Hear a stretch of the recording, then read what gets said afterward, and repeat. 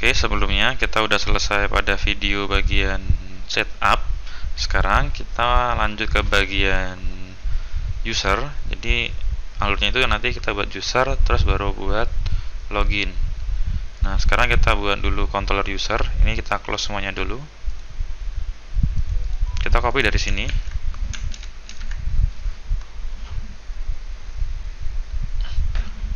Kemudian kita buat controller namanya user, kemudian kita paste, ini kita ganti user, terus yang ini kita ganti jadi user, terus ini kita ganti jadi user index, terus kita buat halaman baru namanya user index. Oh iya, kita buat dulu navigasinya ya, navigasi ke halaman user berarti. Nah, kita masuk ke bagian sidebar-nya. Sidebar berarti di bagian bawahnya dashboard. Nah, sidebar. Nah, ini. Nah, ini sekarang kita ganti. Echo PHP, kemudian base URL, in ke home. Terus ini kayak kurang rapi ya, rapikan dulu pakai Beautify.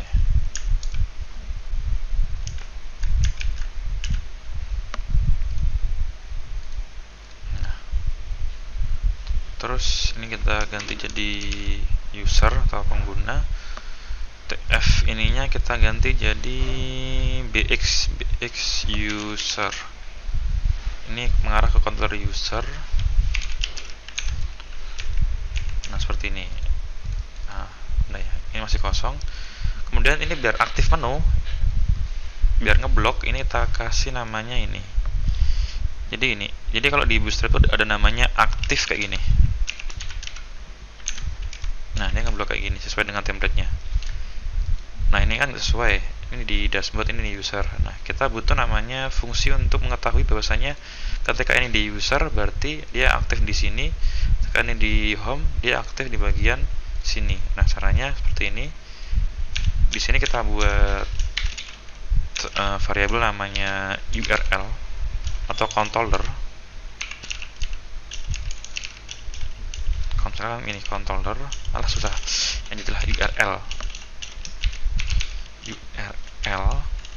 Nah, terus ini kita kasih namanya perintah this, kemudian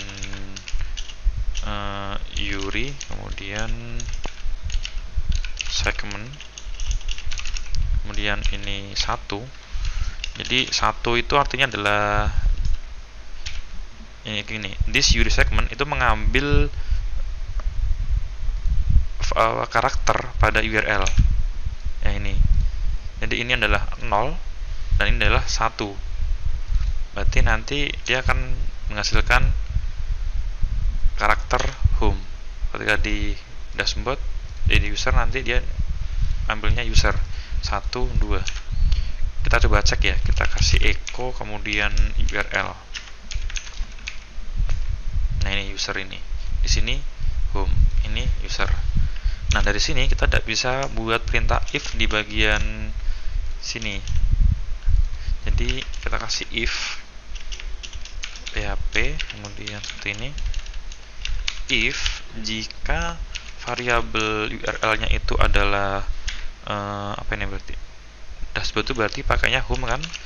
Nah, jika home maka nanti dia akan menjalankan perintah untuk mencetak aktif. Nah, ini kita copy titik koma, ini paste di sini. Nah, ini kita ganti jadi berarti user. Nah, seperti ini. Lanjut, kita masuk ke bagian user index. Nah, di bagian sini kita buat halamannya. Kita sediakan tombol kemudian tabel. Nah, kita masuk dulu bagian ini ya, apa tuh namanya, template-nya Snit untuk ngambil source-nya. Nah, pertama pertama kita ngambil ini tabelnya. Oh, tabelnya pakai yang mana ya? Oh, ini aja. Inspect, kemudian kita ambil dari seperti sini ya, di Kartini. Kita copy, paste di sini, kemudian rapikan. Ingat, rapikan biar mudah dipahami.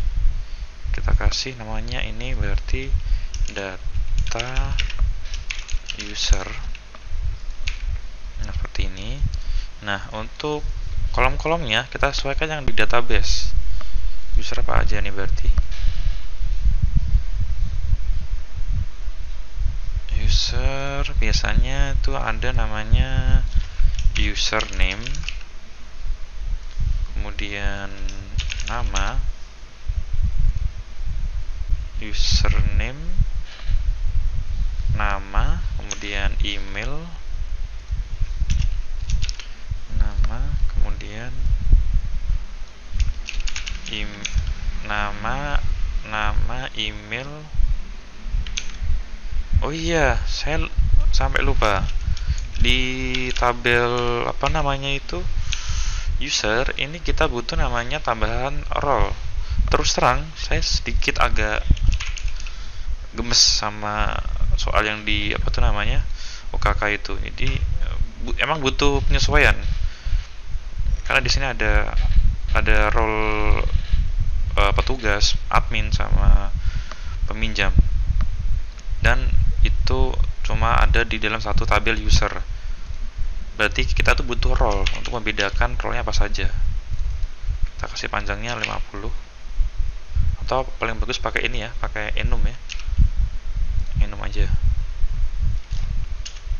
Isinya ada admin, kemudian petugas, ada peminjam.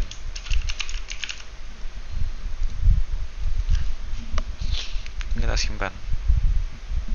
Nah, ini role. Tadi nama, email, username tadi ada ya, nama, password nggak perlu password, email udah, kemudian alamat,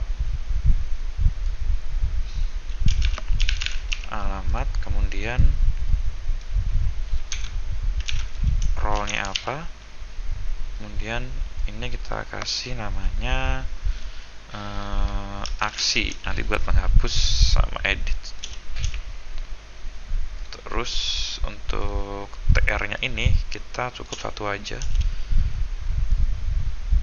Kita cek hasilnya seperti ini. Nah, sebentar, seperti ini dulu. Untuk tampilannya nanti ya setelah input selesai.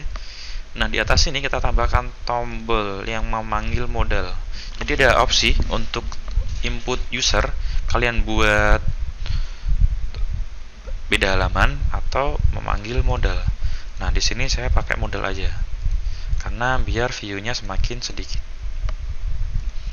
Kita masuk ke mana nih? Misalnya di ini modal. Saya pakai yang ini aja ya. Kita copy buttonnya. Ini buttonnya. Dari sini di kelas MT ini kita paste di atasnya ini. Kemudian kita rapikan, ingat, rapikan ya, jangan sampai kayak gini ya, biar mudah dipahami. Nah, terus ini kita kasih namanya input tambah user. Kalau kita coba, nah ini kan ada batas ya, ini kita kasih kayak gini. MT itu di bootstrap artinya adalah margin top. Nah, kalau kita tambahkan MB dan 3, dia seperti ini. Nah, ada jarak margin bottom. Ini kayaknya kelebihan ya. Kita hapus aja yang margin topnya. Nah, ini seperti ini. Nah, kemudian kita masuk ke dalam inputannya apa saja. Ini di bagian modalnya kita ganti jadi ini ya, jadi tambah user, kemudian ini nama ada tentu, kemudian prosedurnya kalian kasih sesuai dengan inputnya apa, nama, terus kita kasih name. Ini for-nya hapus saja biar codingnya sedikit. Name ini wajib, nama,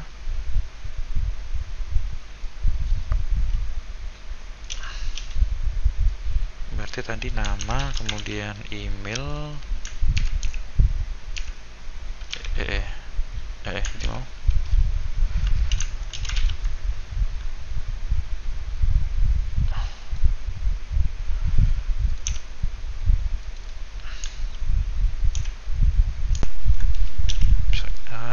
email, name itu kecil aja, kemudian password,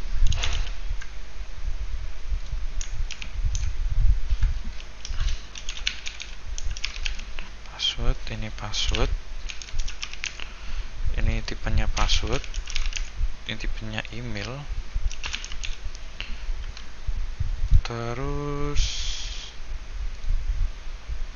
nama, email, password, nama, email, password, nama, email, password, username, alamat, role, username,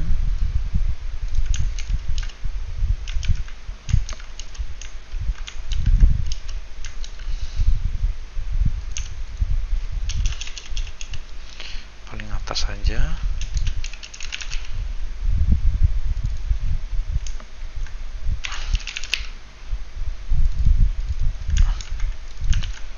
kemudian alamat bawahnya password. Tadi mintanya itu ya teks ya di sini, berarti dia pakai input tipe area. Nanti kita pakai gini, alamat, kemudian ini pakai teks area, kemudian ini alamat, kemudian kita kasih kelasnya Bootstrap, yaitu adalah kelas, kemudian form control.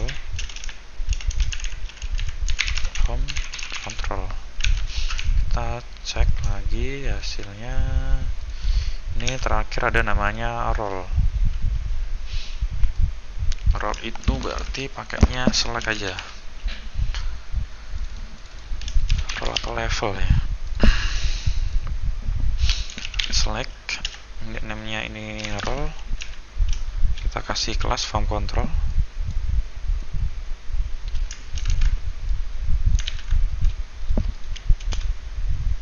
terus option.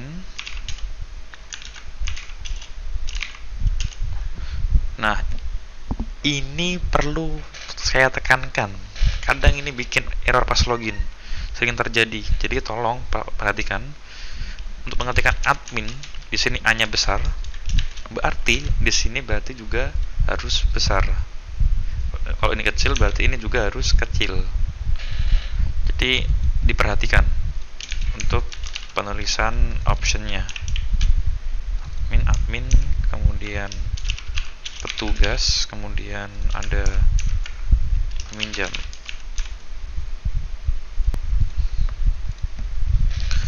Kita cek lagi.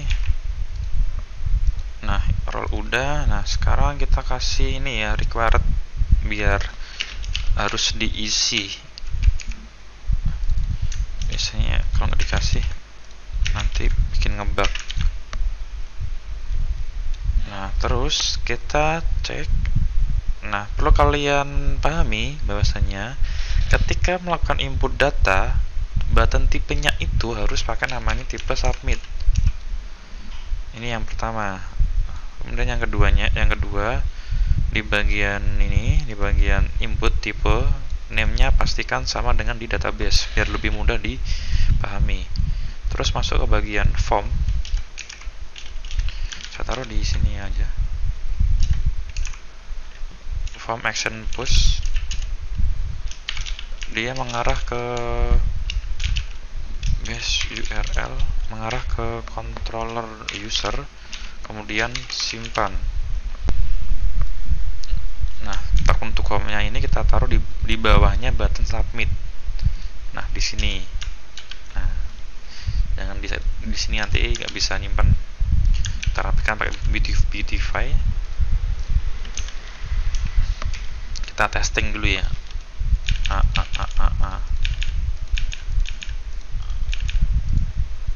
Oh, email harus ini. Nah, ini error karena kita belum membuat aksi simpannya. Nah, sekarang lanjut pada bagian simpannya. Kita masuk ke controller ini, controller user. Kita buat public function, kemudian simpan. Nah, pertama kita buat sdata, kemudian array, kemudian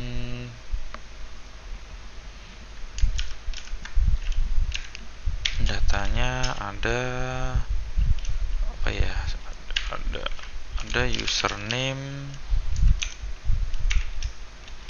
ini yang di database ya, berarti ini this, kemudian input, kemudian ini post, ini username.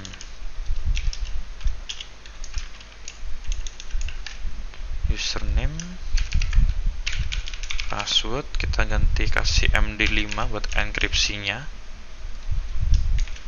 Kemudian ada lagi apa tadi itu, nama, kemudian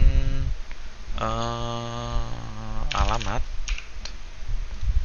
kemudian ada lagi apa tadi, nama, alamat, email, kemudian role 7 1 2 3 4 5 6. User ID-nya ini kan auto increment. Itu udah cukup. Oh iya, ini namanya nama lengkap ya. Nah, jadi di CI ini itu mendefinisikan nama dari kolom di database-nya.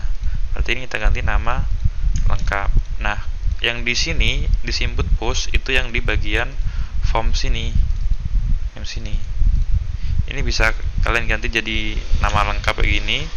Terus ini diganti juga nama lengkap. Atau kayak gini aja juga boleh. Yang jelas kalian tahu mana yang harus diganti. Seperti ini, kemudian kita buat perintah seperti ini, this, kemudian db insert tabelnya user sdata. Terus dia mengarah ke tabel halaman user seperti ini. Sekarang kita coba untuk input data. Tadi saya close ya.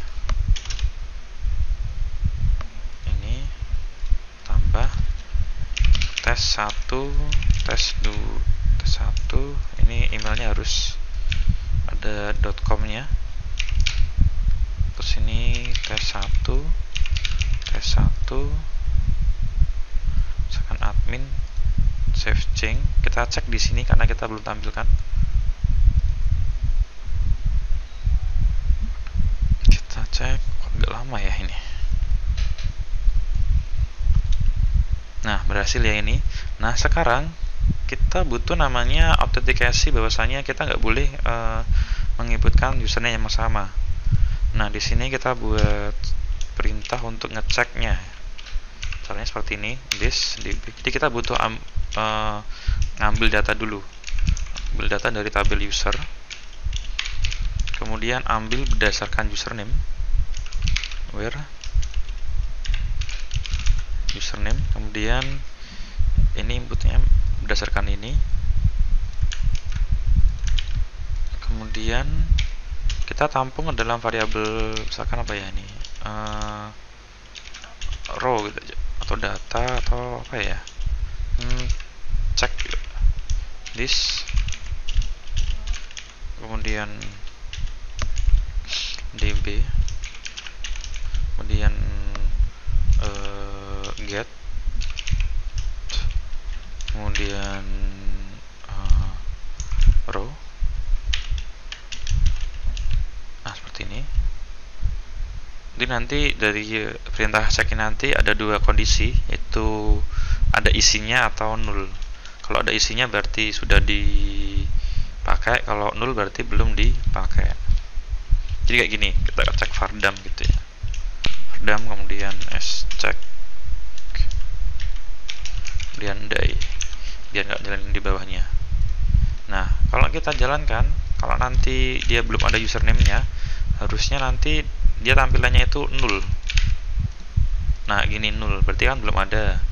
Nah, sekarang kalau udah ada tes 1,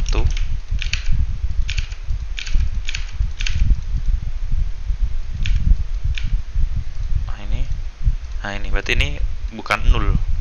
Jadi sini kita bisa buat kondisi if jika ceknya itu adalah null, berarti nggak ada, dia bisa melakukan penyimpanan, melakukan ini.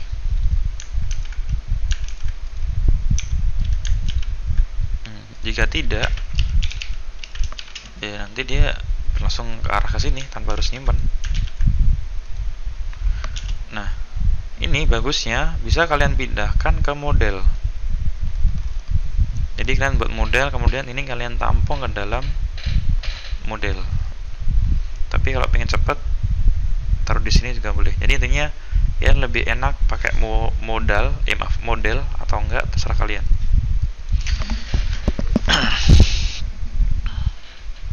Nah, terus kalau kita cek lagi, harusnya kalau kita tes 1 kayak gini ya, ini nanti hasilnya ya kosongan. Nah, tapi belum menyimpan. Nah, sekarang kita tambahkan namanya notifikasi di bawahnya sini. Jadi sebelum dia pindah ke halaman ini, kita tambahkan notifikasi dengan perintah seperti ini. This session, kemudian set flash data. Nah, ini adalah session yang bersifat sementara, itu flash data, hanya sekali pakai. Nah, kemudian flash datanya kita buat variabel namanya misalnya notifikasi, kita isi jadi apa ya, y sementara. Kemudian kalau di sini gagal. Terus di bagian user index ini, di atasnya tambah user di sini, ini saya tambahkan php echo this session,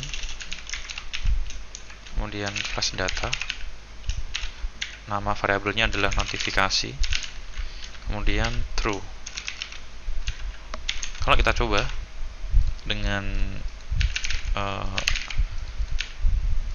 yang belum digunakan username-nya, nanti harusnya tampil y kayak gini. Kemudian kalau sudah ada tes 1 hasilnya gagal. Oh, kok belum gagal? Kita cek. Oh, ini kebalik. Jadi ini harusnya taruh dulu di atas redirect. Dia enggak. Jadi dia belum bisa buat variabel session karena dia langsung pindah halaman. Kita taruh di atasnya di sini. Nah, ini kalau kita ulangin harusnya akan tampil. Nah, langsung saja. Tadi kan notifikasinya cukup jelek ya. Kita kasih namanya alert sesuai di template. Kita buka alert di sini. Nah, ini saya pakai yang ini aja, yang mana ya, ini aja lah, yang atas. Ini saya copy semuanya, terus kita paste di sini. Y ini saya enter, paste. Nah, kayak gini.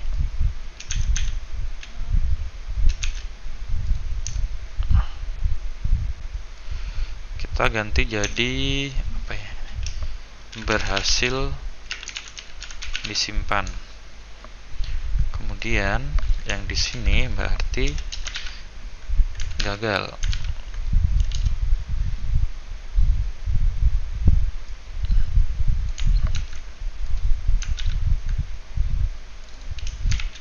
Gagal disimpan.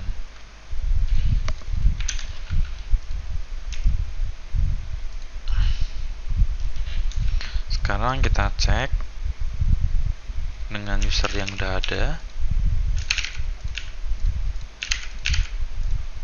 Nah, seperti ini. Gagal disimpan. Kalau kita refresh, dia harusnya akan hilang. Nah, selanjutnya kita akan coba tampilkan data user yang berhasil diinputkan tampil di sini. Nah, kita masuk ke dalam ini index. Kita ambil datanya dengan perintah ini. This, kemudian db from tabel user. Kemudian kita urutkan berdasarkan apa ya, nama kali ya. Kemudian dia ascending. Jadi untuk penulisan sintak di DB itu kalian bisa seperti ini, atau yang lama kayak gini. Ini titik 2, center pas kayak gini, sama aja, kayak gini sama aja. Terus sini kita buat variabel namanya s apa ya, misalkan s user sama dengan untuk menampung hasil dari perintah ini. Tampilkan dari tabel user berdasarkan nama diurutkan sesuai dengan nama ascending. Oh iya, kemudian kalau tanpa select, ini kan nggak ada this db select, dia akan otomatis menampilkan semua kolom. Kita kasih this db, kemudian ini kasih namanya get result array. Nah, kalian sering bertanya apa bedanya result array sama row. Kalau data yang nanti ditampilkan itu banyak, lebih dari satu, pakai result array. Tapi kalau nanti datanya itu singular atau yang kemungkinan nanti bisa satu data, kalian bisa pakai aja yang row. Ini terus user ini kita nanti tampilkan ke sini. Nah, kita tampung ke dalam data array ini. Ini kita kasih variabel baru namanya user. Dan usernya ini kita kasih variabel user di sini. Jadi variabel user di sini itu menampung isi dari perintah untuk mengambil dari database. Kemudian dalam data array ini kita buat variabel user di mana isinya itu adalah user yang di atas ini. Nanti ini kita kasih namanya $user. Nah, seperti ini. Atau kalau pengen gampang lagi bisa kalian buat seperti ini. Ini kalian copy, paste di sini, kemudian ini kalian copy, paste di sini kayak gini, terus sini langsung kayak gini. Nah, kayak gini juga bisa. Nah, seperti ini juga bisa. Tapi ini kan nggak rapi ya, bingung ya. Kita pakai yang seperti ini aja. Terus masuk ke bagian ini tabelnya. Nah, ini kita for each di atas tr ya. For each tadi namanya user. For each user as row.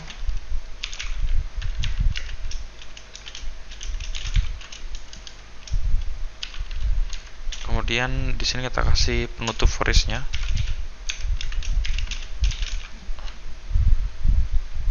Kalau kita cek harusnya tampilnya apa ini? Oh, tadi nama lengkap ya. Ini saya biasanya pakai nama aja ya, nggak pakai nama lengkap ya. Ini agak sering error. Nah, ini terus Oh iya, ini kita buat variabel namanya s0 sama dengan 0, s1. Terus ini kita kasih namanya s0 plus plus untuk nomornya. Ini php echo s0. Terus ini kita hapus semuanya aja. Nah, tadi pertama itu username. PHP echo itu pertama itu s-row username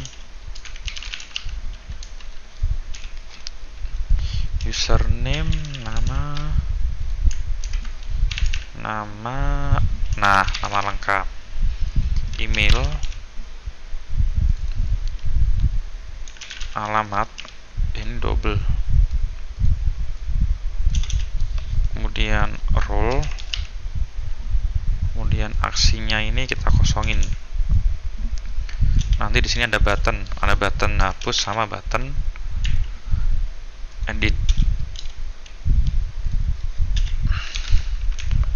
Oke, berhasil ya. Cukup sampai di sini. Selanjutnya saya akan bahas pada bagian input dan hapus.